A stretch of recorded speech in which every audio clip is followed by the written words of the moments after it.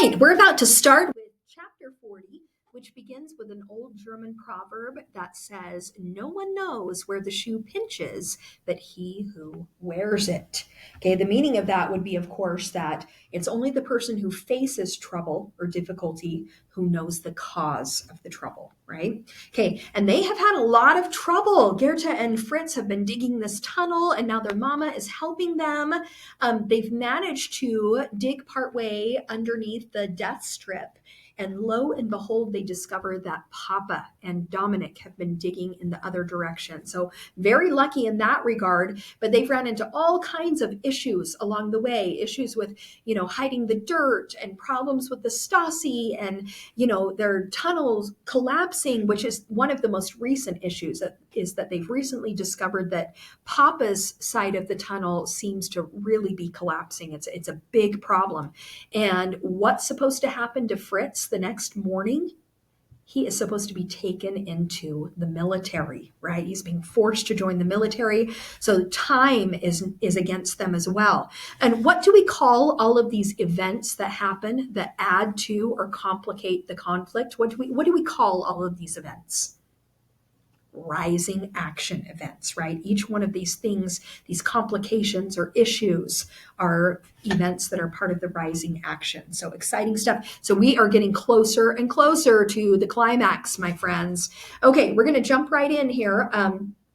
At this point, Papa is trying to do what he can on his end to support the collapsing tunnel. And meanwhile, he's told his wife, Mama, and Goethe and Fritz to get out of the tunnel. He's worried that it will collapse on them. And so they are forced to have to leave while Papa tries to make repairs, right? So very intense moment right now. Okay, as we walked home, Mama made us wipe our tears and told us to smile and properly greet everyone we passed. So imagine how they must feel. They have to act like things are normal, and things are definitely not normal. In fact, they know that they may never see their father and Dominic again, right? Like this could all go horribly wrong. The tunnel could collapse. They could be discovered. They might not get it, be able to get through in time at all. And Fritz may have to report to the military, right? So this could go horribly wrong. And yet they have to smile and greet people along the way as if things are just fine. So very, very difficult situation. In fact, you might make a text to self-connection right here. Is there any situation where you've been in where you're going through a very, very difficult time, but and even though there's turmoil inside, you're all stressed and worried, on the outside, you have to appear calm and appear like things do not bother you, right? Has that happened to you? I'm sure you've been through situations like that. So that would be a text to self-connection, or you could make a text to text connection. Can you think of another character in another story that has had to go through a similar situation? All right, so Mama says, people get caught when they look like people who should be caught, she said. Smile. What about Papa? I mumbled. You will see him tomorrow. Save a hug and kiss for him until then, because he will want it. Mama spoke with confidence, but I didn't know whether that was because she believed it or because she wanted me to believe it. There was a time in my childhood when I accepted as fact everything my parents said, simply because it never occurred to me they could be wrong. But Papa had said he would return from his visit to the West, and he was wrong. Mama had said the wall wouldn't last and we'd all be together again. That was wrong too. So wrong that top of page 261, to make things right again, we had now put everything at stake, including our lives. I wished I could return to that time of my childhood just long enough to believe my father would be okay simply because my mother had pronounced it so. But I had seen too much reality to ever go back. As it was, the best I could do was to pretend to believe her, so she would worry less about me. Mama assumed she had cheered me up and went on to say, until we're all together tomorrow, we are going to pack our clothes and wash ourselves and clean the apartment. Clean? I asked. Why, if we're only going to leave it? When we're gone, Stasi will be everywhere in our home. It was Mama's German pride speaking now. I won't have them saying the Low family are pigs. We are going to clean it. Okay, you might make a text to self connection with that as well. Do you know of any mothers who clean the home even when it's maybe not necessary to do so, or they want to keep up appearances? Yeah, I would dare say most mothers are that way, right? She says they are going to clean it. Fritz and I didn't argue. There was no point in it. We returned home with only a passing comment from Frau Eberhard that we were back earlier than usual. Mamma walked past as if she hadn't heard her, but I curtsied politely and we hurried back to our apartment. None of us needed reminding this time about the microphones. Mamma only announced that the gardening could wait for a day. Okay, so remember, their apartment is being bugged by the Stasi. The Stasi have placed microphones throughout their apartment and they are listening to everything that is said. Okay, so they have to really watch what they're talking about. Today, we would clean and get Fritz packed to leave for the military tomorrow. It was a perfect cover story for our real purposes. I was given the job of cleaning the front room, which I still thought was ridiculous, but I didn't say anything. Top of page 262, I couldn't because any complaint would be overheard, flagged, and reported. So I pretended to be cheery, but compensated by giving my mother irritated looks whenever she passed by. Mamma prepared an early supper for us, more of Herr Krause's food, and Fritz and I ate as if it was our last meal. Fritz said my constant hunger was all in my mind, but I noticed he acted the same way, always eating whatever was available in case no food came to us tomorrow. I'm supposed to be at work tomorrow for my new job, Mamma announced, but I need to go back to Oma Gertrude this evening and make sure she's okay. I might not make it home by curfew, in which case I'll return first thing in the morning. Fritz and I looked back at her and nodded our understanding. The visit wasn't to be sure Oma Gertrude was okay. Mamma was going to say goodbye. It would be her last chance to see her mother, ever. As guilty as I had felt for starting the tunnel without Mamma's knowledge, I couldn't imagine how she must feel for leaving without being able to bring Oma Gertrude with us.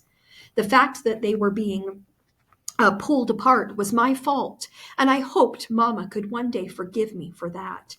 Okay, wow, that is heavy stuff, right? Mama's never going to see her mother again. I just can't even imagine being in a situation like that where you are having to leave family members forever. That's really tough stuff. Partially to compensate for my guilt, I offered to clean up the kitchen so my mother could get on the road as soon as possible. Besides, I felt more worried than ever because we were so close now, and because I couldn't be at the tunnel, top of page 263, I couldn't be at the tunnel tonight. Even if my father survived a collapse of his tunnel, Grenzer officers with their long rifles in hand would be there to greet him at the surface. Mama left as soon as she finished eating. Afterward, Fritz helped me finish in the kitchen and then said he had his own errand to run. It shouldn't have been any of my business where he was going, but I needed to know. It had to be something good to justify leaving me alone on such a dangerous night. Claudia, he said. She's often at the clubs in the evening. I just want to say hello. Or goodbye. That would probably be a hard conversation, especially since she would never know how final his farewell was. I nodded, and he darted out the door. After he left, it was a very long evening for me. There was nothing more to pack or to clean, and nothing I could concentrate on for more than a few seconds. I thought it might be nice if I had someone to say goodbye to. Anna. But I'd sooner talk to Frau Eberhard than my former friend. Okay, remember, she's really had a falling out with Anna because when she went into Anna's apartment to try to see out Anna's window to look at how far they needed to go to cross underneath the death strip, she noticed that Anna had a pair of boots in her closet that had dried mud and dirt on them that was distinctly mud from the Welcome building where Gerda had been digging. So Gerda made an inference that Anna has been spying on them, that Anna has been walking around the Welcome building, and she is worried that Anna is an informant to the Stasi. So she hasn't seen Anna since that time, okay? That's why she said, I'd sooner talk to Frau Eberhard than to my former friend. Curfew began when it was dark out, and it was only a few minutes after that when Fritz came trudging into the apartment with his head held low. Okay. He looked up at me with heavy eyes and started toward his room. How did it go? I was hopeful, though from his appearance I already had my answer.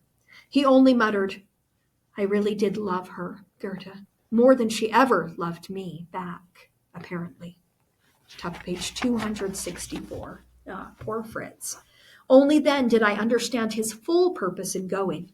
It wasn't to say goodbye to Claudia. It was to ask her to come with us. I wasn't sure how much Fritz had said or what promises he possibly could have offered her about their life together. They were both so young, but I knew he still loved her. So that was it then. He had gone to beg Claudia to come with us where they would be free to be together. And she had refused him.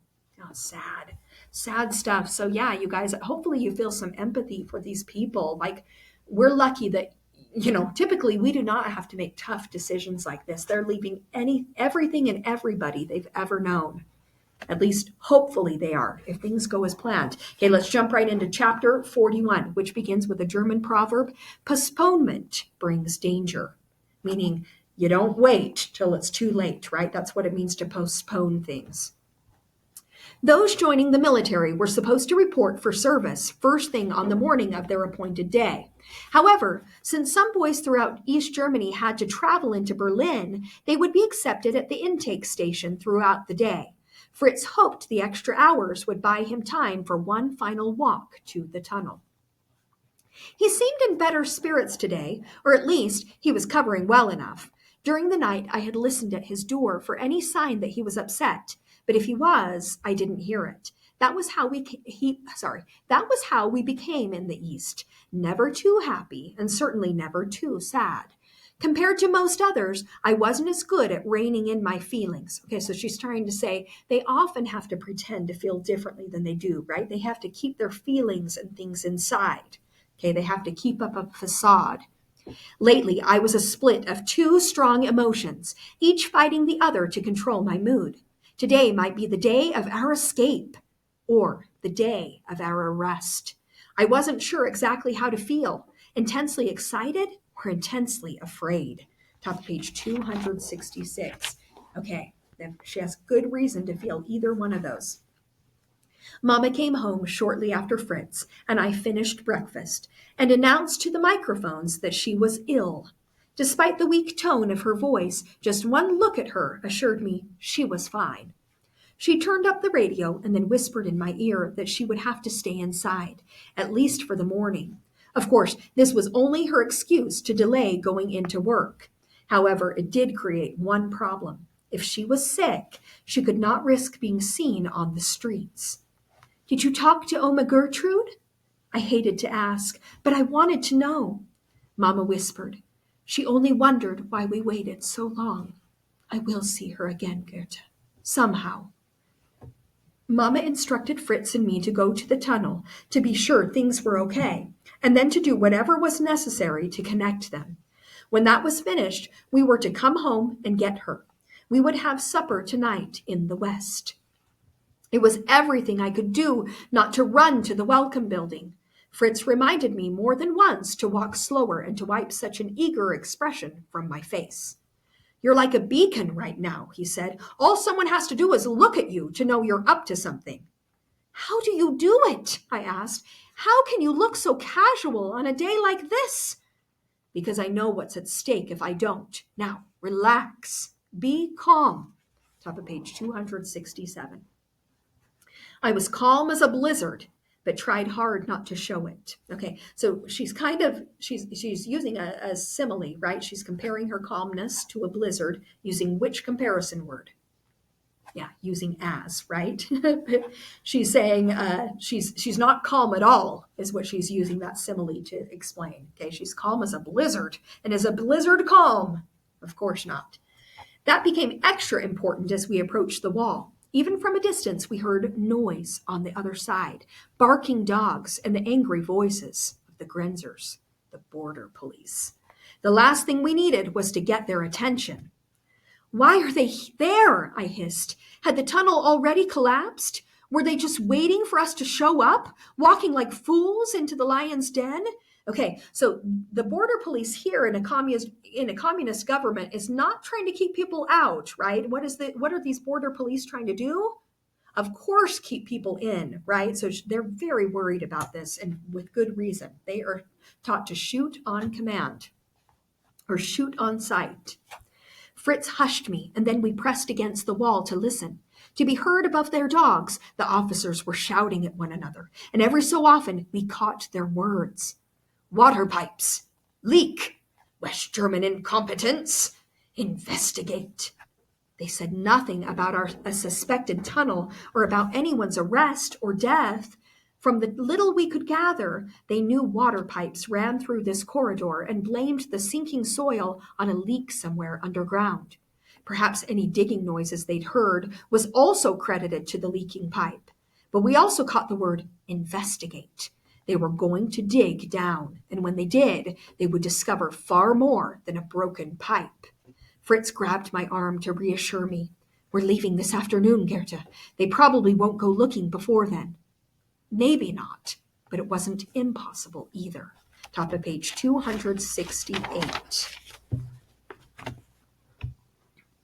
At least the tunnel hadn't collapsed. That was my first thought once we entered.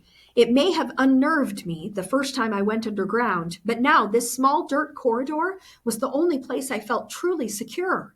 The world outside was the dangerous place. That's where the Stasi and Grenzer officers hunted night and day, where gossips and tattlers could destroy lives, and where conversations in the privacy of a home were anything but private. But in this tunnel, nothing bad would happen, not unless the world figured out we were here. As we got deeper into the tunnel, better news awaited us. Dominic was already over on his side, quietly digging. A small hole had opened up in the clay soil between us, nothing that any creature larger than a rabbit could squeeze through, but it was a start. If I went all the way down on my stomach, I could see his feet. Where's Papa? I asked Dom in a voice no louder than was necessary. Still securing the braces. We worked all night. There are Grenzers overhead, Fritz said. They found the sunken area and want to investigate. We know, Dom answered. We can hear their dogs. So let's dig, I said, getting to my knees. Let's dig and be out of here before they find us. We can't go much farther, Dom said. Papa thinks this last connection is holding the tunnel up, like the bearing wall of a home. So like the bearing wall. A bearing wall is a wall that can support weight. Okay, top of page 269. Then we can't open it? It was impossible that we should have come so far just to be stopped now. Let's just try it and see what happens. Dom was always more of a tease, and he was back in that role now. Sheesh, Fritz, has she really gotten that pushy in the last 4 years? How have you managed?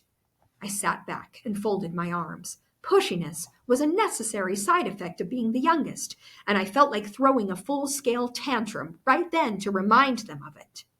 Fritz only chuckled and brushed his hand across the top of my head. She's worse than you can imagine, Dom, but if it wasn't for her, we wouldn't be here. He was quiet, then said, I missed you. There was silence on the other end. Then Dom's voice came in little more than a whisper. And I missed both of you. Mama, too. Papa's cooking is terrible. I knelt forward again. So what can we do? Papa said we have to be patient for another couple of days until the dirt settles. No, the settling is the problem, I protested. Fritz is supposed to join the military today. If he doesn't, we can't open this until we know it will hold. Fritz sounded certain, but just from looking at him, I knew he was every bit as worried as me. He didn't have 2 days left, not even 1. Dom continued, Papa wants you to brace your side of the tunnel. Do anything you can to secure the dirt overhead. Top of page 270. Once we're sure both sides are strong, then we'll finish chipping away at the middle. I'll make mortar for the bricks, Fritz said. Goethe, to make it, I need water from the pond. I was already on my way with the bucket in hand. Okay, that ends chapter 41. We're going to jump right into chapter 42. It begins with a quote from Albert Schweitzer, who was a famous German theologian. So that means he studied religion. He was a physician, so he was a doctor, and a philanthropist. That means that he did work for charity, right? He helped others. So very famous man. And he said, "Never say there is nothing beautiful in the world anymore. There is always something to make you wonder." Okay. This time, when I ducked through the boarded up windows, I needed to be more careful than ever before. If the ground was being studied on the other side of this wall, I couldn't do anything that would make the watchtower guards take notice of me here. If they hadn't done so already, it wouldn't be hard for them to connect my actions with their sinking ground. So I stuck to my routine when I entered their sights. I loaded the bucket with dirt and then stuffed the sheet over it. My buckets were heavier than they used to be, and I was carrying them better. It was a small thing, but I was proud of it. I glanced back once at the watchtower, as I always did more often than I should. I couldn't see anyone there top of page 272. I couldn't see anyone there this time, so maybe they were inside, or maybe they were part of the ground investigation. If so, I hoped that was a good thing. When I turned forward again, I jumped with surprise and almost cried out. Anna was standing there, nearly in front of me. I wasn't sure where she had come from. The only way she could have arrived so suddenly was if she had already been here hiding and watching. Anna had surely seen me come from inside the building just now. She looked as nervous as I felt, with a rigid posture and licking her lips as if we lived in the driest of deserts. But I couldn't understand why. I had everything to lose in this moment, while she only risked losing her clean dress if I decided to push her into the pond, which I was seriously considering. So remember, Goethe suspects that Anna has been spying on them because she saw that dirt on Anna's boots. "Can we talk?" she asked. "You can talk to me, but I'm not sure who I'm talking back to." My words were bitter and angry. Am I talking to the Stasi right now? Or the Grenzers? The only thing for sure is I'm not talking to a friend. Maybe I never was. Okay, so remember, Goethe's mad. She's angry because she feels like Anna has betrayed her. "If you won't talk, then will you listen?" Anna asked. "Because I have things to say. If I don't tell them to you, I will have to tell somebody. Which would you prefer?" Reluctantly, I nodded for her to follow me and then continued on to the pond. After all, I still had work to do. Anna sat on a rock near the pond and clasped her hands together. "The Stasi visited us after Peter died," she said. So remember, Peter was her brother who was killed trying to cross the border. Top of page 273. "They searched our house and found things from the West.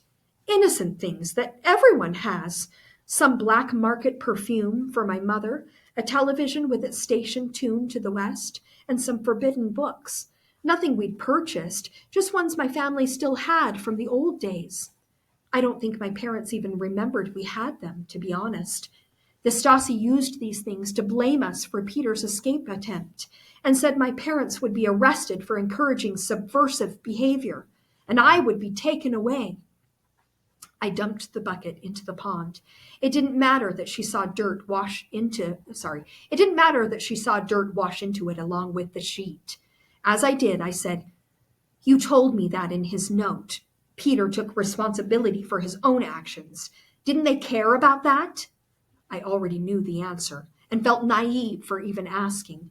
Of course they didn't care. The Stasi always hunted for the biggest game they could catch. The rest of us were simply their bait.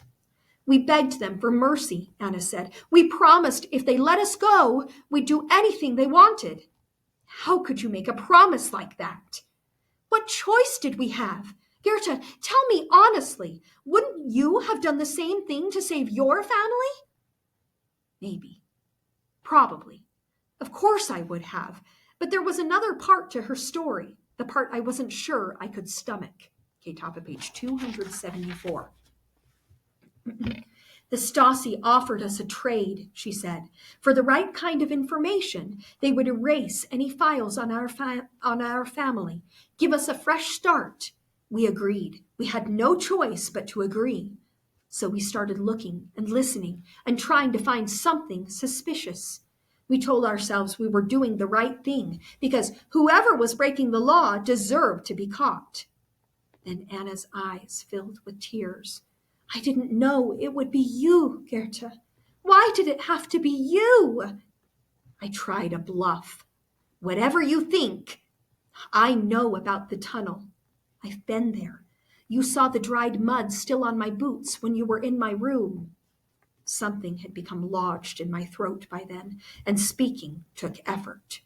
Okay, so the author is giving a clue here. She's, trying to give a hint that Goethe is feeling very uncomfortable. She's very stressed and she's very scared.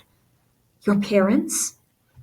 They only know about the gardening. They think you're terrible at it. But you've told the Stasi? Not yet. My parents haven't learned anything useful on their own, and so we keep delaying. But the Stasi are getting impatient. They want names. They want arrests. I've already lost my brother. If I don't say something soon, I'll lose my parents too. So you'll sacrifice my family to save yours? My tone was icy, even though it shouldn't have been. I was no saint and couldn't pretend my choices would be any nobler if I were in her situation. And she was right. Her family was innocent of any crimes against the state. Mine was not. Top of page 275. But Anna shook her head. Goethe, to save my parents, I am going to tell the Stasi tomorrow.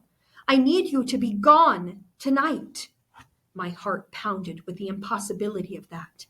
The tunnel isn't finished yet. But Anna replied, I gave you as much time as I could. Don't you see that all this time I've been trying to protect you? I could have run to them a month ago with my suspicions, but I didn't. I wanted you to give up this crazy plan or turn yourself in and beg for mercy. But do you suppose the Stasi will... What do you suppose the Stasi will say when they realize how long I waited to tell them? I'm already going to be in trouble. I didn't want Anna in any trouble, and the thought of her facing consequences for my crime made me cringe. I never thought about that, I said. Anna, if you're in danger, just go, but do it today. Be free, Goethe, the way you want to be free. Come with us, I said. Be free with us. My family would never leave, she said. They wouldn't dare, not after the way Peter died. Tell them it's what Peter would have wanted. I took her hand and gave it a squeeze. In his honor, you should live the life he wanted to have. But Anna pulled her hand free. Even behind a wall, this is our home, and the wall can't last forever. It will, top of page 276. It will come down one day, and then I want you to be the first to greet me. Okay, how long is it going to be until this wall comes down, you guys? Yeah, it's going to be at least 26 years, but these girls don't know that at this point, right? I'll be there, I promised her, and every day until then, I will miss you. Hot tears filled my eyes. You are my friend, Anna. Okay, so Goethe obviously realizes now that Anna is no enemy to her.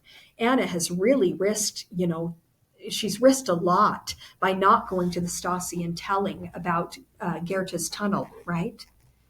I always was, she said, and always will be. I wanted to hug her goodbye, but she refused it. At first I thought that was because of how dirty I was, but then she cast an eye toward the watchtowers and said, we don't say goodbye when they're watching. We only say, see you soon. So I waved at her as she walked away, but instead of a farewell, I said, ask yourself why Peter left. Please, Anna, promise me that you will find that answer. She didn't respond or turn around. As she faded into the alley, I wasn't even sure that she had heard me at all. Back in the tunnel, I told Fritz and Dominic about my encounter with Anna. Dominic had plenty to say about her decision to talk to the Stasi tomorrow, but he didn't understand the intimidation of the secret police, not like Fritz, who merely nodded and said we would find a way out in time. After Fritz mortared the brick we had already brought down, there wasn't much more we could do from our end. It would be several hours before the mortar was dry enough to lift overhead. I offered to dig, just a little, but Dominic said Papa had insisted we not weaken the wall. Top of page 277. Neither of us wanted to go home either. Mama must have been pacing the floor to wonder how things were going here, but I hoped she'd know bad news would carry to her. If there was no news, it meant things were still okay. Dominic spent some of our wait telling us about his life in the West. Things between our two countries are much more tense than you probably hear about, he said. They call it a Cold War between East and West. Nobody is firing shots, but each side wants to make the other believe they're ready for World War III if necessary. We get some news reports, Fritz said. We know about the Cold War. Dominic chuckled. Yeah, but until you see it from this side of the wall, you can't appreciate how much of the battle is about show. Berlin is like this microscope for the rest of the world, because anyone can look at the two halves of the city and so easily compare our lives. Papa says both sides are like two insecure men on a beach, flexing their muscles to prove who's strongest. I smiled and asked, Who is stronger then? Dominic paused. It's hard to say at this point. School is harder in the East, and the communist newspapers always show lots of happy crowds. But if you only read their papers, your lives look really good. But I stand on the platforms to see in the East, and then turn back to the West and think, where do I want to live? There's nothing that would take me back there again. We have more things here and, top of page 278, and fancier buildings and music that will knock your socks off. But the difference isn't about any of that. It's just the wall, I whispered. If our lives are so good, we wouldn't need the wall. Yeah. Fritz tapped my shoulder. Go get Mama. We're leaving tonight. I sat up. Really? We'll be able to open this tunnel? We have to open it. Even if we have to run for our lives as the tunnel collapses behind us, we're going to open it tonight. Fritz turned to where Dominic would be. Go tell Father what we're doing. It must be tonight. We heard Dominic scramble off, and then I said, Mama can't leave yet. If she's spotted by someone who knows she called in sick, then stay with her until this evening. She should be all right to leave then, but be careful. There'll be police hunting for me, and if I'm seen on the streets, I'll be arrested. So you and Mama will have to get yourselves here. Can you do that? I swallowed hard. Yes. Fritz handed me the shovel. Go stick this in the dirt outside. If Mueller is waiting, we'll need to give him the signal to come. So remember, the signal for Officer Mueller to let him know that the tunnel is done is they said that they would put a shovel in the dirt outside the welcome building. I pushed it back to him. We don't owe Mueller anything. Besides, we still need the shovel in here. Top of page 279. He gave the shovel to me again. We made him a promise, Gerta, and as far as we can tell, he's kept his end of our bargain. Besides, I have the hand shovel. I nodded and took it out with me. I stuck it square in the center of our garden patch, where for the first time I noticed sprouts from young squash plants. Maybe they would grow and provide food for some families here. I hoped so. So remember, they planted squash because their dad had sent seed packets that were all full of squash, okay? And they also talked about planting corn, but really they got those seed packets from the West from their dad for planting squash. Even at those times when you want to say goodbye, it's still sad when the moment comes. I thought about that as I walked home, how odd it was to realize I might never see this side of the wall again. Wherever I looked before, I had only seen the bland, communist gray. But this time, I noticed spurts of color on our trees and in decorations that occasionally hung from windows. The approved communist art on the sides of buildings inevitably depicted strength and power. I didn't much care for it, but I realized that it had encouraged me to be a stronger person, a lesson that ironically had carried me through the hardest moments of digging out the tunnel. I was proud of the person I had become over the last month and all that I had withstood. And no matter where I went in the future, a part of me would always belong to the East. Mama clutched at me when I came home, but said nothing. I had already planned out the words I would say to her, something to make our situation clear without betraying us. So remember, the Stasi is listening in their apartment. Their microphones are listening. Are you feeling better? I asked, because Fritz is definitely, top of page 280. Fritz is definitely joining the military tonight, and he wants us there to see him off. Okay, so she's coding her words, right? She's trying to give the message to Mama that they have to leave tonight. She smiled with tears in her eyes and then hugged me tight. Just a few more hours to wait, and we would be gone. Okay, you guys, and we have only a few more chapters. It is getting exciting. Okay, make sure that you are taking excellent annotations.